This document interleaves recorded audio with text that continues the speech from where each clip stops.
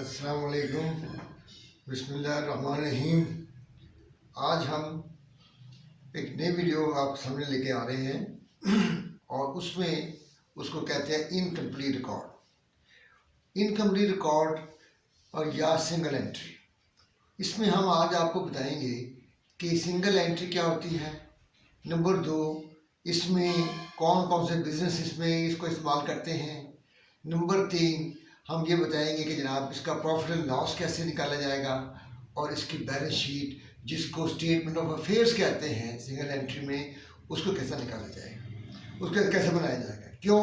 क्योंकि single entry का मतलब ये है, बल्कि इसका असल नाम है इनकम्प्लीट रिकॉर्ड। यानी कि इनकम्प्लीट रिकॉर्ड का मतलब ये है कि these are not based on double entry rule of accounting, के जिसमें आप जनरल बनाते हैं, फिर लेजर बनाते हैं, फिर ट्रायल बैलेंस बनाते हैं और उसके बाद आप सिंगल डालते हैं और उसके बाद जैसे ट्रायल बैलेंस बनाते हैं और उसके बाद आप प्रॉफिट लॉस अकाउंट और बैलेंस शीट बनाते हैं। ये तमाम प्रोसेस है या स्टेप्स ऑफ अकाउंटिंग है या ये तमाम आपको आप पढ़ चुके हैं, लेकिन इसमें आप इसलिए नहीं कर सकते कि सिंगल एंट्री स्मॉल बिजनेस इस्तेमाल करता है। इनकम्प्लीट रिकॉर्ड का मतलब है कंप्लीट रिकॉर्ड ही मुकम्मल नहीं है, तो वो दूसरी बात यह है कि वो इतने महंगे अकाउंटेंट को हायर नहीं कर सकते, उनका बिजनेस इतना बड़ा नहीं होता, लेकिन उनको कुछ चीज़ें करनी पड़ती हैं जो कि बहुत ज़रूरी होती है। इसका मतलब ये है उन्हें डेटर और क्रेडिटर यानी कि अकाउंट्स रिसीवेबल और अकाउंट्स पेबल का हिसाब रखना पड़ता है, क्योंकि जो जो जो चीज़ किसी लेनी हो देनी हो उसके बगैर चारा नहीं है। और जो कैश वसूल करते हैं या देते हैं उसको रिकॉर्ड करना पड़ेगा। इसका मतलब कुछ रिकॉर्ड नागुज़ीर हैं उनके लिए, और वो जो नागुज़ीर हैं उसके लिए उनको डबल एंट्री स्टाइल ही अपनाना पड़ता है। यानी आप एक कैश वसूल करेंगे तो बताएंगे फ्लाशर से वसूल किया, दो दो दो चीज़ें आपने रिकॉर्ड कर ली। वो अलग बात है, आपने जनरल एंट्री नहीं डाली लेकिन उसका 2 चीज़ें रिकॉर्ड कर ली। लेकिन परचेज़ की तो उसका कोई रिकॉर्ड नहीं है, परचेज़ हुई है पता नहीं कैश से हुई है या उसका रिकॉर्ड आपने खास नहीं रखा। इसी तरह जब आप तमाम काम कर लेते हैं तो आप एक अनएडजस्टेड ट्रायल बैलेंस बनाते हैं, वहाँ तक एडजस्टमेंट नहीं होती। एडजस्टमेंट में क्या आता है कि आपने डेप्रिसिएशन डालनी है, आपने बैड डेट्स डालने हैं, आपने यूटिलिटी बिल्स या एक्सपेंसिव रिलेटेड टू दैट अपना प्रीवियस ईयर या ऐसी इनकम ले ली है जो कि आपने अभी उसका सर्विस रेंडर नहीं की, वो ये तमाम चीज़ों से वो नावाकिफ़ है, क्योंकि इसके लिए इल्म का होना ज़रूरी है। इसके लिए ये खाली हिसाब किताब बनाना ज़रूरी नहीं है। तो इसका मतलब ये है कि this is the mixture of double entry, single entry and no entry. No entry का मतलब है कि आप एडजस्टमेंट को इग्नोर कर देते हैं। तो इसको हम अब आपको देखना है कि हम इसका प्रॉफिट कैसे बनाएं। इसके नुकसान जो हैं, यकीनी बात है इसमें मिस ऑफ रेगुलेशन का खतरा रहता है, लेक्सिटी सिस्टम में होती है और सिस्टम कोई नहीं होता। इनकम्प्लीट का मतलब कि डील दो नहीं सिस्टम, तो सिस्टम नहीं होता, तो उसके बावजूद हर बिजनेस की रिक्वायरमेंट है कि वो क्या करे, प्रॉफिट निकाले अपना। कोई जो बिजनेस की दुकान भी हो तो चाहता है कि उसे पता चले कि मैंने इसमें कितना पैसा कमाया है। इसलिए इसके लिए हम क्या करेंगे कि इसके लिए हम देखेंगे, हम अकाउंटिंग इक्वेशन का फॉर्मूला जो है हमारे काम आएगा, जिसमें आप कहते हैं कि capital is equal to assets minus liability, यानी capital is equal to assets minus liability. ये अगर आपको याद हो, और आपको दूसरी बात याद क्या हो कि तमाम जो लेजर अकाउंट बनाए हैं उसमें क्या क्या चीज़ें आ सकती हैं मैक्सिमम, तो आप इस सिस्टम को 1 मिनट में हल कर सकते हैं। तो सबसे पहले बात यह है कि हमने इसका निकालना है प्रॉफिट। प्रॉफिट निकालने के लिए आपको पता होना चाहिए कि आप कैपिटल का जो कॉलम है किसमें, अकाउंटिंग इक्वेशन में, उसको कैसे हल करते हैं। मैं आपको बताता हूँ कि उसको आपने कैपिटल का कॉलम ऐसे हल करते हैं। ओपनिंग बैलेंस आप यहाँ लिखते हैं, इसमें आप कहते हैं जी ऐड करें इन्वेस्टमेंट। अगर फर्दर इन्वेस्टमेंट की है ड्यूरिंग द ईयर तो आप वो करेंगे। अगर आपने कुछ ड्राइंग लेस ड्राइंग, अगर आपने कोई ड्राइंग की है तो आप उसको माइनस करेंगे। इसी तरह आपको प्रॉफिट हुआ है आप प्लस करेंगे, और अगर लॉस हुआ है तो माइनस करेंगे। ठीक है जी, लॉस को माइनस करेंगे, प्रॉफिट को प्लस करेंगे, और ड्राइंग को लेस कर देंगे, प्रॉफिट प्लस करते हैं, लॉस को आप माइनस करते हैं। तो इस तरीके से आपका जो बैलेंस आएगा इसको कहते हैं कैपिटल बैलेंस क्लोजिंग बैलेंस आपका आ जाता है इसमें। तो ये अब सूरत ये है, इसका मतलब ये है कि ओपनिंग बैलेंस कैपिटल, इसमें ये चीज़ें इन्वॉल्व हैं, इनको हम ऐड बैक करके तो प्रॉफिट, इसका प्रॉफिट इसमें है। इसका मतलब है कि इंक्रीज इन प्रॉफिट इज और decrease in capital, increase in capital and decrease in capital is due to these things. या तो ये बढ़ता है, इससे कम होता है, प्रॉफिट से बढ़ता है, और लॉस से कम होता है। तो इस तरीके से हम इनको, अगर हमें ये चीज़ें मालूम हो जाए तो हम जहाँ पहुँच सकते हैं ये फार्मूले के साथ। तो इसलिए इस फार्मूले के साथ हम पहुँचते हैं और एक छोटी सी एक एक्सरसाइज हम लेते हैं, और वो है बड़ी सिंपल, जिससे हम इसको जल्दी समझ जाएंगे। और वो उसमें जो चीज़ें हैं वो मैं यहाँ नोट कर देता हूँ आपको, ताकि हमें बहुत लंबा सवाल हो तो उसको मैं दे देता हूँ आपको, अटैचमेंट लिंक्स बना देता हूँ। लेकिन अगर ये लंबी नहीं है तो फिर उसके लिए मैं इसका डाटा बता देता हूँ। और ये मैं मोस्टली जो काम कर रहा हूँ वो मुखर्जी से कर रहा हूँ। मुखर्जी की इलस्ट्रेशन नंबर जो है वो है, इलस्ट्रेशन भी नहीं है बल्कि वैसे ही उसने एक मिसाल दी है, लेकिन समझने के लिए बहुत ज़रूरी है। इसमें वो कहता है जनाब कि एक बिजनेस शुरू हुआ है और 1 जनवरी को कैपिटल उसका 50,000 था, यानी कि शुरू हुआ बिजनेस, इसलिए स्टार्ट में नहीं, तो कैपिटल 50,000 है इसका।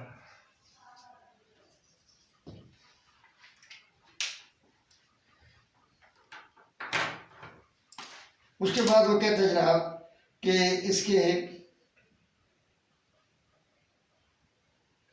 एसेट्स कितने हैं। एसेट्स बिल्डिंग,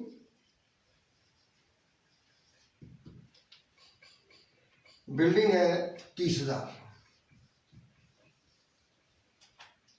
स्टॉक है 10,000,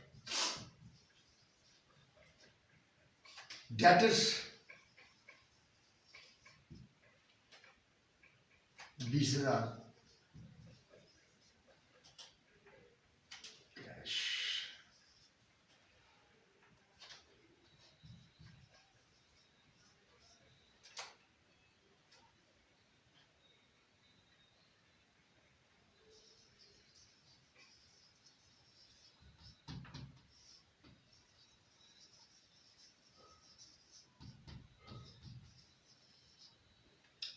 आपके सामने ये 40, 20, 60 और 15, 75,000 ये हो गए, ये आपके सामने है जी। और ये 5,000 लाइबिलिटीज हैं, इनको माइनस करें तो आपका 70,000 जो है एंडिंग कैपिटल आता है।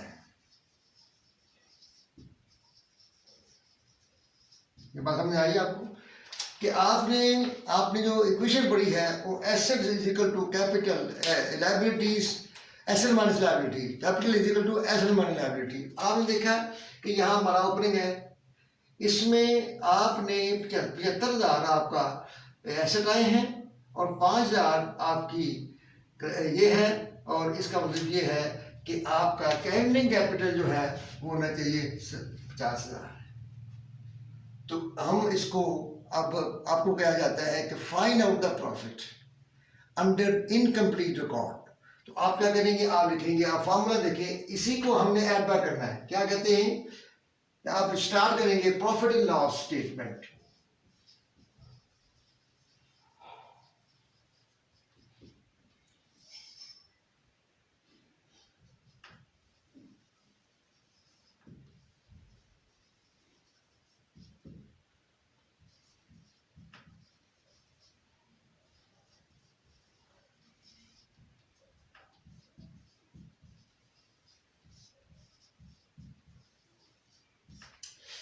Difference of two capital is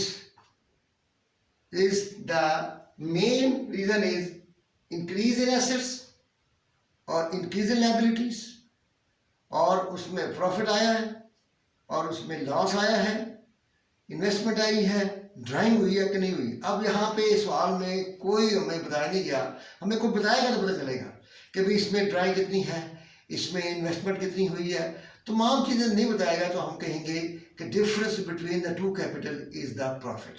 अगर ये जवाब आता है प्लस, क्योंकि 70,000 आपका ओपनिंग 50,000 था तो ये बढ़ गया है, तो इसका मतलब है कि प्रॉफिट से बढ़ता है, लॉस से कम होता है, तो ये है प्रॉफिट।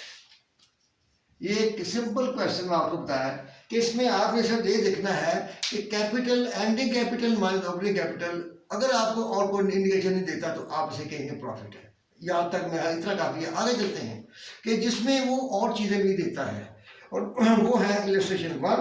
उसको भी मैं यहाँ लिख देता हूँ, क्योंकि इलस्ट्रेशन 1 में कोई इतना बड़ी बात नहीं है जो उसका लिंक बनाया जाए, तो उसको जब इसमें हमने ये देखना है कि और चीज़ें अगर इसमें प्लस करता है कि कैपिटल लेके आता है, ड्रैग करता है या इन्वेस्टमेंट लेके आता है, तो फिर प्रॉफिट कैसे निकालेंगे, और वो फार्मूला मैं आपको अब बताऊंगा इसके बाद। ठीक है जी, ये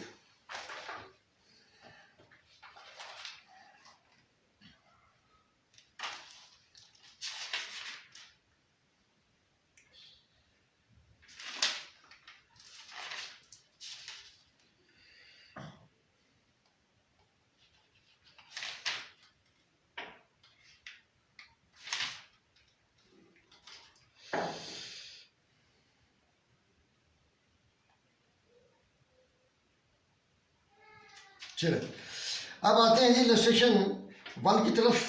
तो उसको भी मैं लिख के आपको इसका हल बताता हूँ। तो ये है,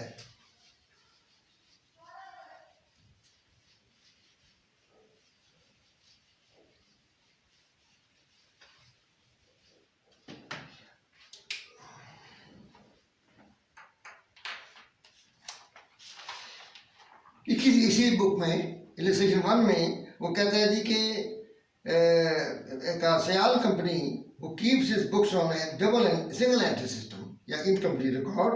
तो उसका जो है कैपिटल जो है और 31/12 को और 1 जनवरी को अलग अलग दिया हुआ है।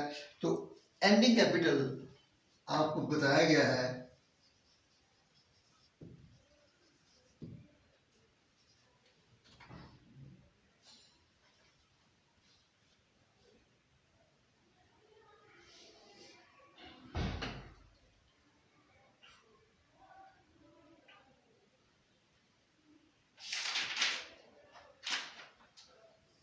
$18,700। ओपनिंग कैपिटल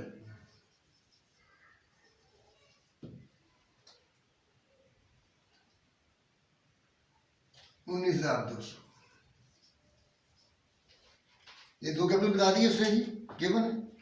इसके बाद उसने कहा जी further inform that you have that he gave loan of 3500 to his brother. Loan दे दिया है, लोन टू ब्रदर,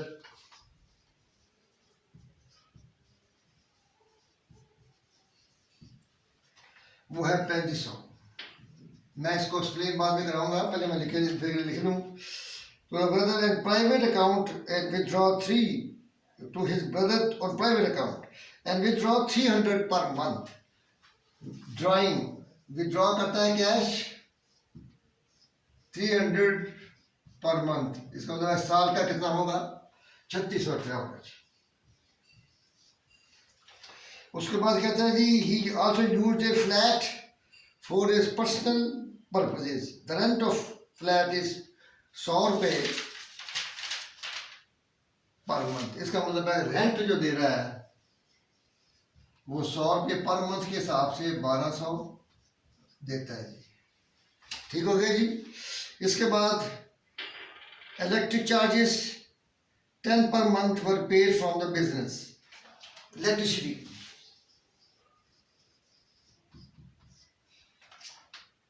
10 120।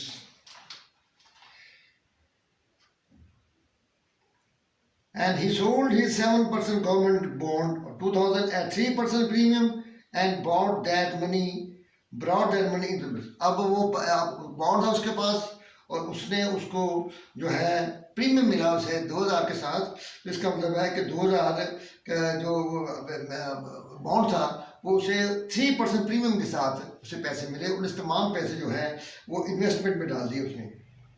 और इसका मतलब ये है कि उसको अब कितना आया जी,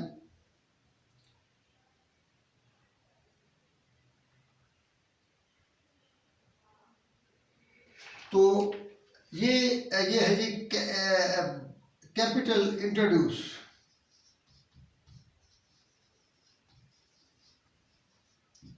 वो था जी 2000 का बॉन्ड था और 1.03, इसका मतलब ये है कि 3% ज़्यादा मिलेगा उसको, उसके ऊपर प्रीमियम मिला है। इसका मतलब है कि 2000 के साथ प्रीमियम मिला है, वो बनता है जी 2060, ये उसके पैसे मिले हैं। और उसके बाद वो कहता है कि आप beside this is no other information you are required to prepare his statement of profit and loss account, और इस डेट को आप बताएं इसका प्रॉफिट कितना है। तो ये हम अब आते हैं उसी फॉर्मूले की जो हमने अभी शुरू किया था। तो उसमें आपने क्या करना है, फॉर्मूला आप नया आएगा जब और चीज़ें भी आती हैं। तो इसके लिए आप क्या करेंगे, यहाँ लिखेंगे statement of profit and loss as for the year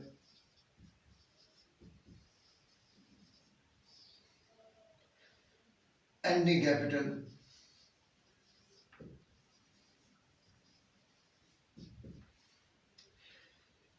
at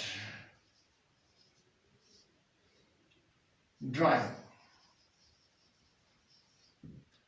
loss। आपने अब उल्ट काम करना है। जब भी मैंने फॉर्मूला बताया था उसमें आपने ये ड्राइंग माइनस की थी, लॉस माइनस किया था, लेकिन अब आपने एंडिंग बैलेंस और ओपनिंग बैलेंस का डिफरेंस करना चाहिए। बेहतर ये है इसका, तब भी सही होगा opening balance, opening capital difference. अब ले add drawing less, add drawing और add in, add drawing, add loss, add drawing and less investment,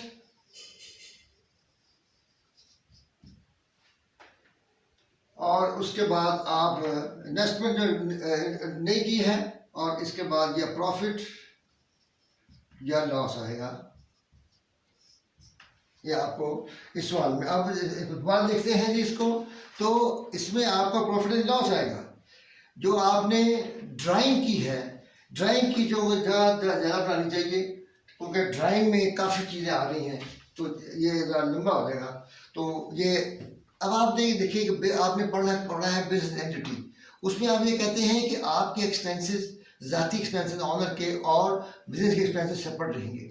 इसलिए अगर वो कोई पर्सनल खर्चा करता है, रेंट करता है, किसको लोन देता है, और या वो बिजली का खर्च करता है, या तो वो तमाम उसके पर्सनल एक्सपेंसेस होंगे, this will be regarded as drawing. तो इसके लिए उसको डिटेल मैंने बनाने के लिए अलग कर दिया है। तो लोन दिया आपने 3500,